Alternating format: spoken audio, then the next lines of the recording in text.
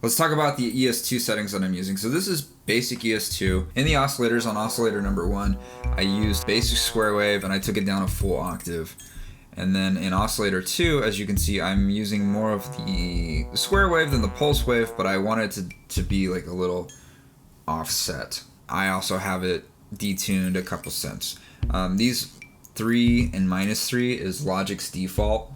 That's just how they come when you open up the synthesizer. On oscillator 3, I'm using the noise oscillator, and as you can see, I'm doing -12. But it's because I was trying other oscillators. This literally does nothing to noise, because noise is all frequencies, so it wouldn't make any sense for it to actually tune up or down. In the actual blending window here, I am using oscillator in 2 like pretty even, and then I'm just touching oscillator 3 here. And I'll show you the difference. Let's turn the oscillator 3 off.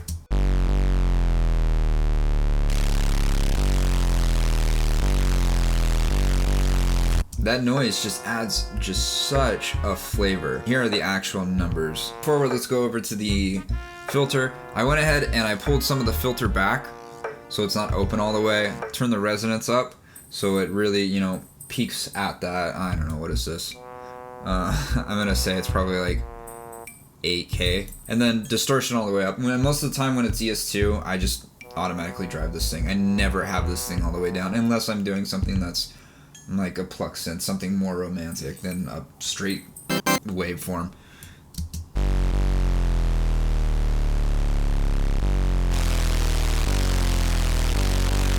Yeah, it's just night and day. Let's talk about this section over here. I don't really see a lot of people use this. I honestly think that this is one of the best things that ES2 has. The volume I don't really touch. Sometimes I do. If it's too hot, and pull it down. But I do like this distortion. So as you can see, I have it on the hard distortion setting, and I have it on more of a darker tone. If I was to switch this to soft,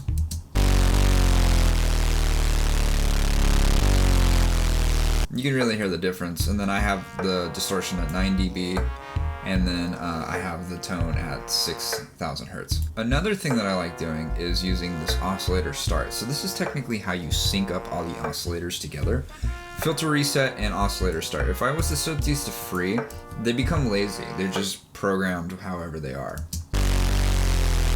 Like a real oscillator, like a real synthesizer. When you have an analog synthesizer, they are definitely not linked up whatsoever. In digital music, we can do that, and we get these really nice, hard, aggressive pops that come with it. And for synths like these, it's very important to do that. Coming down to the environment window, I'm not really doing much here. I'm just giving it that little sound. So it goes down in pitch because I want it to be more of a moving sound.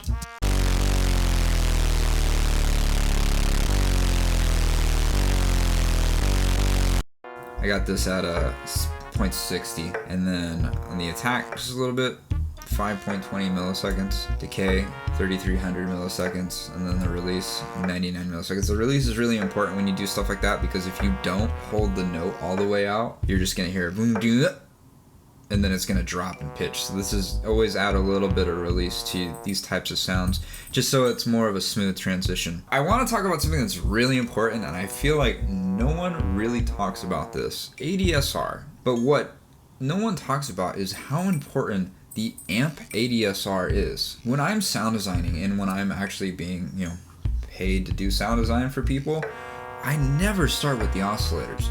I always start with the amp ADSR, because if I'm gonna make a pluck sound, why do I care what the oscillators sound like first? I really wanna focus more on what the synth is doing. So I always work backwards. I always start amp, filter, then to oscillator. And a lot of people go, well, that doesn't make any sense. Why don't you go amp, oscillator, filter? It's just how I've done it. I've done this for a little bit of time now. Everyone finds their own flow, but I just wanted to point that out, because a lot of people don't start with the ADSR. They start with the oscillators, and that always didn't make sense. So This is the whole entire synth. This ADSR specifically in general, I have 36 milliseconds on the attack because I don't want the attack to come in a little bit. I like being shy with basses like this. Between the sidechain and the ADSR amplifier, it gives it a little bit extra, you know, room. It's not just right on the money. I've noticed that like the more when it comes to basses, I'm like a little lazy and I let the kick just sing.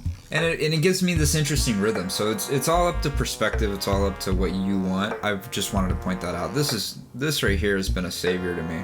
Just this little attack. As you can see, I'm not really doing any pitch bending on the MIDI except for over here.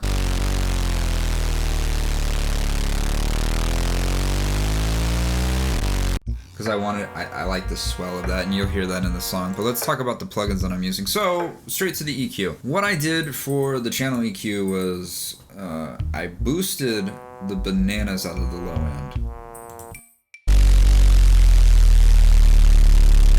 But then I cut it out. And the reason why I cut it out is because I used this phase distortion here.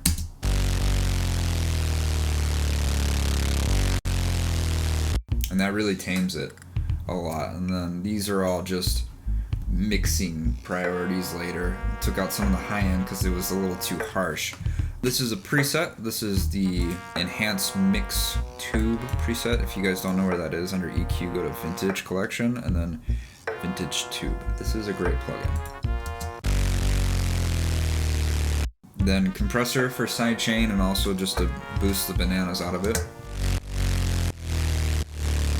Right, really holding it down together. Then I use the chorus here. I like the chorus because it gives it more of a flange feel. And then combined with the phase distortion, these two really sing together.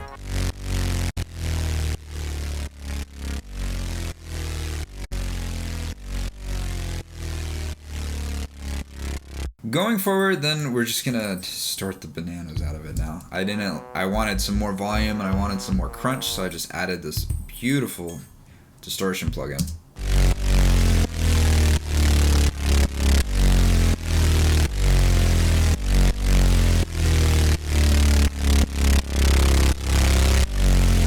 That really helped the sound a lot. I was thinking when I was mixing, I was like, man, this sound is super wide.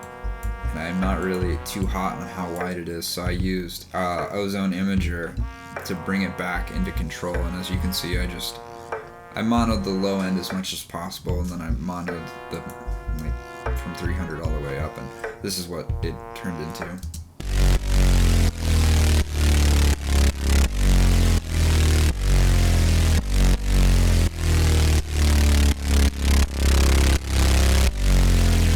So that's it. That's how I made this bass sound. If you want to hear the bass line in context with the song, Journey of Samples on my SoundCloud. It's going to be on my YouTube soon. Use it to your advantage. I would like to hear if anyone uses this in their track. Let me hear. I want to know. Show me in the comments. So, all right. I'll see you guys later. Bye.